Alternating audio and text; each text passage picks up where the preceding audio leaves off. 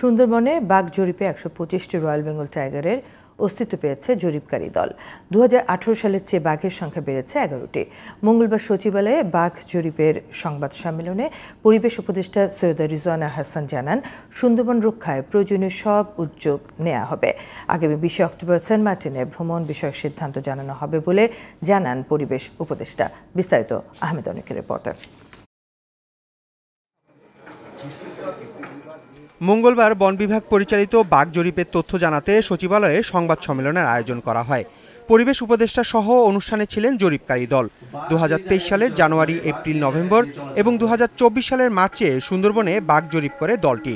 সুন্দরবনে ২২৪০ বর্গ কিলোমিটার এলাকায় ৬৫০র বেশি ক্যামেরা স্থাপন করে বাঘের সংখ্যা নির্ধারণ করা হয়েছে বলে জানান জরিপকারীরা।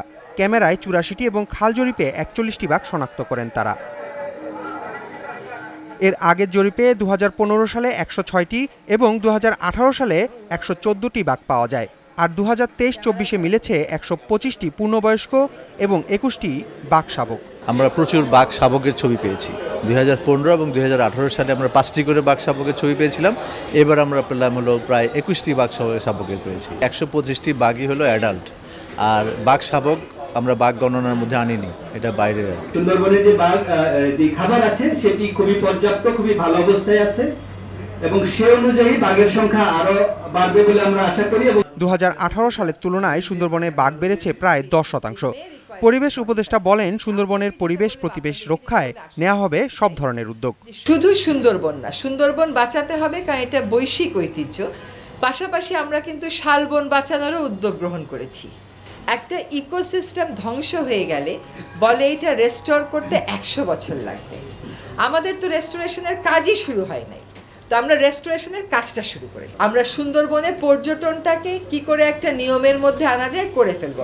এক প্রশ্নের জবাবে উপদেষ্টা বলেন, রামপাল বিদ্যুৎ কেন্দ্রের কারণে কোনো ক্ষতি হচ্ছে কিনা তা আবারও খতিয়ে দেখা হবে।